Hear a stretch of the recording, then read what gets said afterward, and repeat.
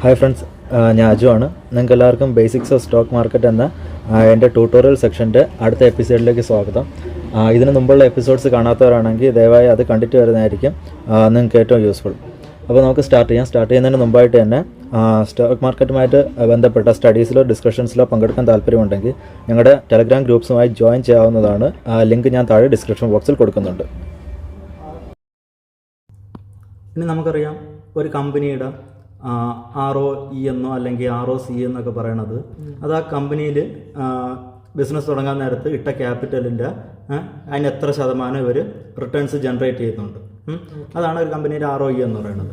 അത് അവർ കടം വാങ്ങിച്ചോടെ ഇട്ട പൈസകളൂടെ ചേർത്തിട്ട് മൊത്തം ഇട്ട പൈസയ്ക്ക് എത്ര റിട്ടേൺ ജനറേറ്റ് ചെയ്യുന്നുണ്ട്, അതിനെയാണ് നമ്മൾ ROC എന്നൊക്കെ പറയുന്നത്.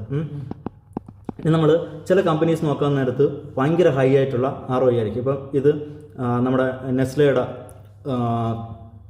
എന്താ പറയുക സ്ക്രീനർ സൈറ്റാണ്. ഓക്കെ, അപ്പോൾ ഇവിടെ നോക്കാൻ നേരത്ത് നെസ്ലയുടെ ROE എന്ന് പറയുന്നത് ഏകദേശം 70%, ROC എന്ന് പറയുന്നത് ഏകദേശം 98%. അതായത് അവർ മുടക്കിയ പൈസയുടെ 70% റിട്ടേൺ അവർ ഓരോ വർഷം ജനറേറ്റ് ചെയ്യുന്നുണ്ടെന്നാണ് അതിൻ്റെ അർത്ഥം. അപ്പോൾ അങ്ങനെയാണെങ്കിൽ ഈ സെക്ടറിലോട്ട് വേറെ കമ്പനികൾ പെട്ടെന്ന് കടന്നു വരേണ്ടത്. ഇത്രയും ലാഭം ഒരു കമ്പനി മാത്രം ഉണ്ടാക്കുന്നതുകൊണ്ട് ബാക്കിയുള്ള ഇവരുടെ PS ആയിട്ടുള്ള കമ്പനികൾ വെറുതെ ആയിരിക്കും. അപ്പോൾ ആക്ച്വലി ഇവിടെ എന്താണ് സംഭവിക്കുന്നത്? ഈ കമ്പനികളുടെ യഥാർത്ഥത്തിൽ നെഗറ്റീവ് വർക്കിംഗ് ക്യാപിറ്റൽ വർക്ക് ചെയ്യുന്ന കമ്പനീസാണ്. അതായത് ഇവരെല്ലാവരും നെഗറ്റീവ് വർക്കിംഗ് ക്യാപിറ്റലിൽ പ്രവർത്തിക്കുന്ന കമ്പനികളാണ്. അതായത് നമ്മൾ നേരത്തെ പറഞ്ഞിട്ടുണ്ട്, ഒരു ബിസിനസ് നടത്തിക്കൊണ്ട് പോകണമെങ്കിൽ ഒരു വർക്കിംഗ് ക്യാപിറ്റൽ വേണം. ഒരു പൈസ അവർക്ക് റോ മെറ്റീരിയൽസ് വാങ്ങിക്കാനും അല്ലെങ്കിൽ റെൻറ്റ് കൊടുക്കാനും പിന്നെ എംപ്ലോയീസിന് സാലറി കൊടുക്കാനും ഇങ്ങനെയുള്ള എല്ലാ കാര്യത്തിനും ഒരു പൈസ എപ്പോഴും ഇവരുടെ കയ്യിൽ വേണം. ഇത് എന്നിട്ട് അടുത്ത് കച്ചവടം നടത്തി ഇവർ എന്നിട്ട് ഉണ്ടാക്കുന്ന പ്രോഡക്റ്റ് അടുത്ത് അത് സെയിൽസായിട്ട് മാറി റവന്യൂ ആയിട്ട് ഇവരിൽ വന്നതിന് ശേഷമാണ്. അങ്ങനെയാണ് ആക്ച്വലി വർക്കിംഗ് ക്യാപിറ്റൽ നടന്നുകൊണ്ടിരിക്കുന്നത്. എന്നിട്ട് ആ പൈസ കിട്ടുമ്പോഴത്തേക്ക് അതിന് ലാഭം മാറ്റി വയ്ക്കും, ചിലവുകൾ കൊടുത്ത് വയ്ക്കും, അടുത്ത് പിന്നെയും അടുത്ത് കിട്ടിയ പൈസയിൽ അവർ ബിസിനസ്സിലോട്ട് തന്നെ ഇറക്കും. അപ്പോൾ ഇങ്ങനെ ഇതിനെയാണ് നമ്മൾ വർക്കിംഗ് ക്യാപിറ്റൽ എന്ന് പറയുന്നത്. നെഗറ്റീവ് വർക്കിംഗ് ക്യാപിറ്റൽ എന്ന് പറഞ്ഞാൽ കമ്പനിയുടെ പ്രോഡക്റ്റ് ഔട്ട് ചെയ്യുന്നതിന് മുമ്പേ തന്നെ കസ്റ്റമറിൻ്റെ നിന്ന് ഇങ്ങോട്ട് പൈസ ആദ്യമേ മേടിക്കും. ക്യാഷ് അവർ ആദ്യം മേടിക്കും. അത് വന്നതിന് ശേഷം ആ ക്യാഷ് വെച്ച് അവർ ബിസിനസ് ചെയ്യും. അതിനെയാണ് നമ്മൾ നെഗറ്റീവ് വർക്കിംഗ് ക്യാപിറ്റൽ എന്ന് പറയുന്നത്. ഓക്കെ, അപ്പോൾ ഇത് നമുക്ക് കമ്പനിയുടെ ബാലൻസ് ഷീറ്റ് നോക്കുമ്പോൾ തന്നെ മനസ്സിലാക്കാൻ പറ്റും. ഒരു കമ്പനിയെ കുറിച്ച് ഏകദേശം അവരുടെ ഒരു സ്റ്റെബിലിറ്റി, അവരുടെ ബിസിനസ് മോഡൽ, ഇങ്ങനെയുള്ള എല്ലാ കാര്യങ്ങളും നമുക്ക് ഏകദേശം അവരുടെ ബാലൻസ് ഷീറ്റ് നോക്കുമ്പോൾ തന്നെ മനസ്സിലാക്കാൻ പറ്റും. അപ്പോൾ ബാലൻസ് ഷീറ്റ് നോക്കുമ്പോഴത്തേക്കും ഇപ്പോൾ ഇവിടെ തന്നെ നമ്മളവരുടെ ആദ്യം അവരുടെ അതർ അസറ്റ്സ് നോക്കുക, അതർ അസറ്റ്സും അതർ ലയബിലിറ്റീസ് നോക്കുക. അപ്പോൾ ഇതിൽ കൊടുത്തേക്കുന്നതെന്ന് പറഞ്ഞാൽ 4000 ആണ് അവരുടെ അസറ്റ്സ്. 4200 4200 മൈനസ് നമ്മൾ ഈ 5642 ചെയ്യാൻ നേരത്ത് ആക്ച്വലി ഒരു നെഗറ്റീവ് സംഖ്യയാണ് വരുന്നത്. അങ്ങനെ നെഗറ്റീവ് സംഖ്യ വരാൻ നേരത്താണ് നമ്മൾ ഈ കമ്പനി ഒരു നെഗറ്റീവ് വർക്കിംഗ് ക്യാപിറ്റൽ എന്ന് പറയുന്നത്. ഈ നമുക്കറിയാം അതർ ലയബിലിറ്റീസ് എന്ന് പറഞ്ഞാൽ അടുത്ത ഒരു വർഷത്തിൻ്റെ അകത്ത് കമ്പനി കൊടുത്തു തീർക്കാനുള്ള പൈസയാണ്. അതർ അസറ്റ്സ് എന്ന് പറഞ്ഞാൽ അടുത്ത ഒരു വർഷത്തിനകത്ത് കമ്പനി കിട്ടാനുള്ള പൈസയാണ്. അപ്പോൾ കമ്പനി കൊടുത്തു തീർക്കാൻ വലിയ പൈസ ഉണ്ട്. അതായത് കമ്പനി ആദ്യമേ തന്നെ വേറെ എവിടെ നിന്നൊക്കെ ക്യാഷ് ഇങ്ങോട്ട് മേടിച്ചിട്ടുണ്ട്, അവരുടെ കസ്റ്റമേഴ്സിൻ്റെ നിന്ന് ക്യാഷ് ഇങ്ങോട്ട് മേടിച്ചിട്ടുണ്ട്. അപ്പോൾ ഈ ക്യാഷ് ഇനി പതുക്കെ കൊടുത്ത് തീർത്താൽ മതി. അപ്പോൾ ഈ ക്യാഷ് ഇവരുടെ കയ്യിൽ ഇരിക്കുന്നിടത്തോളം കാലം ഇവർക്ക് ഈ ക്യാഷ് വെച്ച് ബിസിനസ് ചെയ്യാൻ പറ്റും. അങ്ങനെ ബിസിനസ് ചെയ്തതിന് ശേഷം അപ്പം ഇത് നമ്മൾ ROE ROCയും കണക്കാക്കാൻ നേരം നമ്മൾ ഈ എന്താ പറയുക, ഈ വേറൊരു കമ്പനിയിൽ നിന്ന് മേടിച്ച് വെച്ചേക്കണം അല്ലെങ്കിൽ വേറൊരു കസ്റ്റമറിൽ നിന്ന് മേടിച്ച് വെച്ചേക്കണം ഈ പൈസ വെച്ചുകൂടി ഇവിടെ ബിസിനസ് ചെയ്യുമ്പോൾ നമ്മൾ അതൊന്നും ഇതിൽ കണക്കാക്കാറില്ല. ROCയിലും ROEയിലും കണക്കാക്കാറില്ല. ROE എന്ന് പറയുമ്പോഴത്തേക്കും നമ്മൾ ഈ ഷെയർ ക്യാപിറ്റൽ റിസർവ് മാത്രമേ കണക്കാക്കാറുള്ളൂ.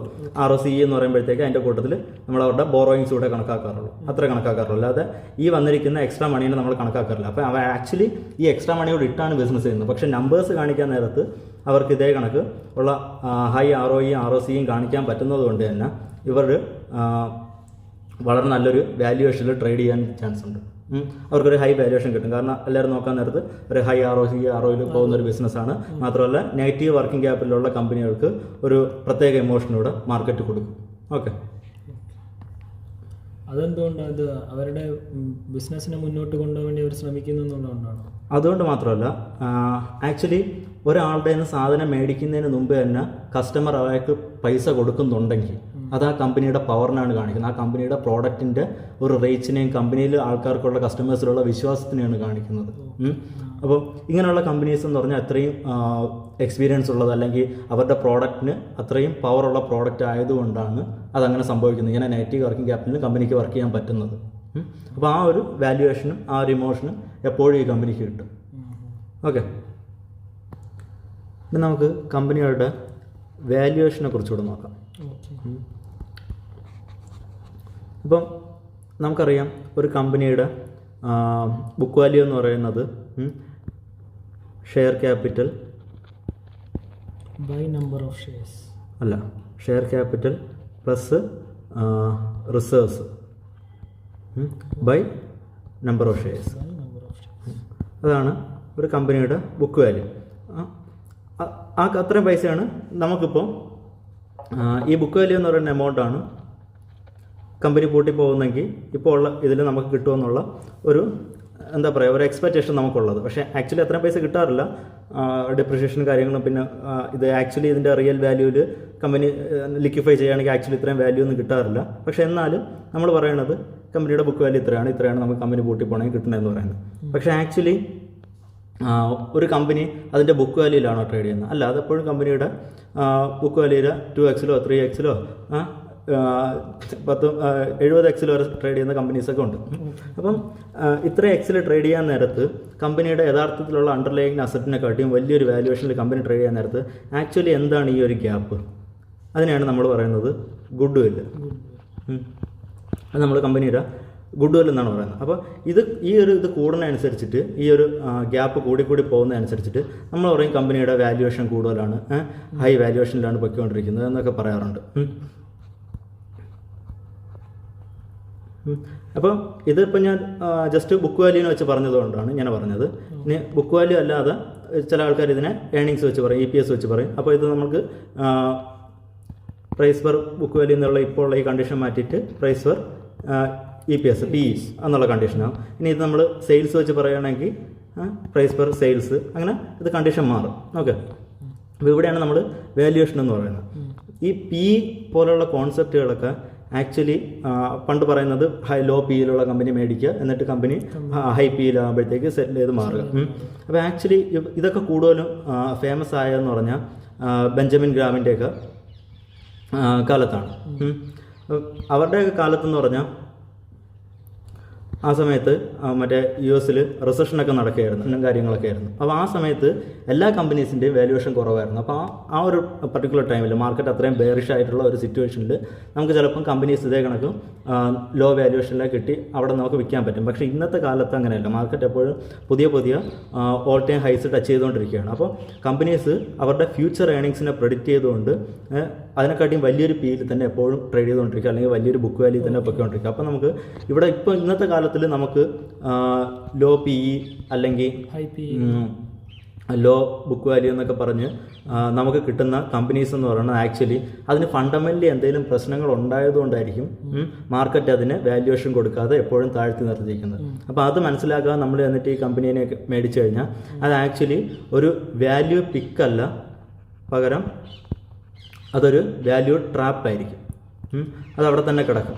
ഇപ്പോൾ നമ്മുടെ നാട്ടിലുള്ള പല PSU ബാങ്കുകൾ അല്ലെങ്കിൽ PSC കമ്പനീസ്, അതായത് ഗവൺമെൻറ് ഹോൾഡിങ്സ് ഉള്ള കമ്പനീസ്, ഇതൊക്കെ മിക്കവാറും അത് ലോ വാല്യുവേഷനിലായിരിക്കും.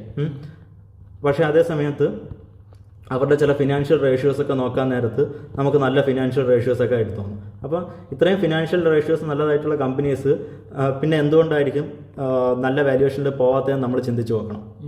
അപ്പോൾ അത് ആക്ച്വലി കമ്പനിക്ക് വേറെ എന്തെങ്കിലും പ്രശ്നങ്ങളുള്ളതുകൊണ്ടായിരിക്കും. ചിലപ്പം കമ്പനിക്ക് ബിസിനസ്സിൽ വലിയ ഫ്യൂച്ചർ ഇല്ലാത്തതുകൊണ്ടായിരിക്കും, അല്ലെങ്കിൽ ഗവൺമെൻറ് ഇത് അഗ്രസീവ്ലി ഗ്രോ ചെയ്യിപ്പിക്കാത്ത ബിസിനസ് ആയതുകൊണ്ടായിരിക്കും. അപ്പോൾ അങ്ങനെ എന്തെങ്കിലും പ്രശ്നങ്ങൾ ഉള്ളതുകൊണ്ടാണ് സാധാരണ കമ്പനീസ് ഇന്നത്തെ കാലത്ത്, കാരണം ഇന്ന് നോളജ് എന്ന് പറയുന്നത്, ഇൻഫർമേഷൻ എന്ന് പറയുന്നത് എല്ലാവരിലും ഉണ്ട്.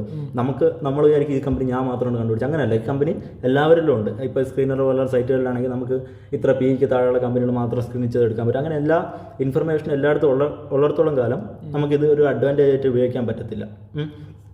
അപ്പോൾ അവിടെ നമ്മൾ ഇന്നത്തെ കാലത്ത് നമ്മൾ വാല്യുവേഷനെ കുറിച്ച് അപ്പം ഡീറ്റെയിൽ ആയിട്ട് ഒന്ന് പഠിക്കേണ്ടി തന്നെ ഇരിക്കും.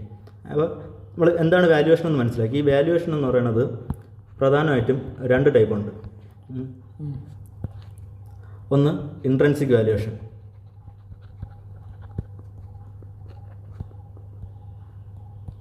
രണ്ട് റിലേറ്റീവ് വാല്യുവേഷൻ.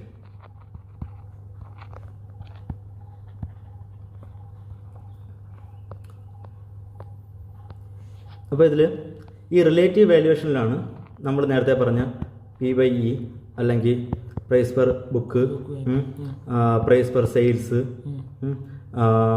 PEG ഇതുപോലെയുള്ള വാല്യുവേഷൻസ് എല്ലാം വരും. അതായത് കമ്പനിയുടെ ഇപ്പോൾ ഉള്ള ഏർണിങ്സ്,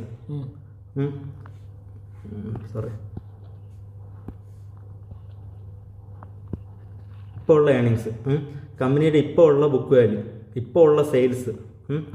അപ്പോൾ ഇപ്പോൾ ആക്ച്വലി നമുക്കിതെല്ലാം അറിയാവുന്ന കാര്യങ്ങളാണ്. കമ്പനി ഓൾറെഡി പബ്ലിഷ് ചെയ്തിട്ടുള്ള കാര്യങ്ങളിൽ കാണിച്ചേക്കുന്ന ഡീറ്റെയിൽസ് വെച്ചിട്ട് മാർക്കറ്റ് കൊടുക്കുന്ന വാല്യുവേഷനാണ് നമ്മൾ റിലേറ്റീവ് വാല്യുവേഷൻ എന്ന് പറയുന്നത്.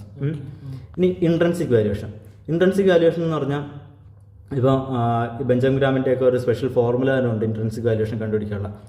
പക്ഷേ ഈ സ്ക്രീനർ പോലുള്ള വെബ്സൈറ്റുകളിൽ കൊടുത്തിരിക്കുന്ന ഇൻട്രിൻസിക് വാല്യുവേഷൻ എന്താണെന്ന് എനിക്കറിയത്തില്ല. അവരെന്ത് ഫോർമുല വെച്ചാണ് അത് കാണിക്കണമെന്ന് എനിക്കറിയത്തില്ല. അപ്പോൾ ആക്ച്വലി എന്താണ് ഇൻട്രിൻസിക് വാല്യുവേഷൻ? ഇൻട്രിൻസിക് വാല്യുവേഷൻ എന്ന് പറയുമ്പോഴത്തേക്കും ഇനി വരാൻ പോകുന്ന കമ്പനിയുടെ ഏർണിങ്സ്,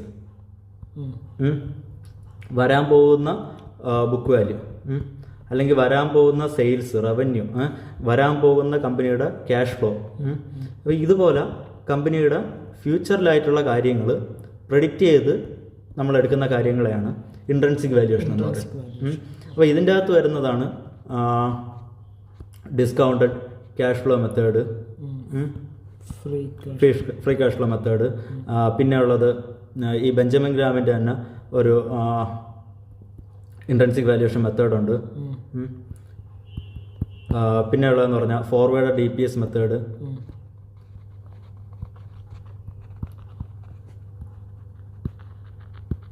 ഇതുപോലെയുള്ള കാര്യങ്ങളൊക്കെയാണ് ഇതിൻ്റെ അകത്ത് വരുന്നത്.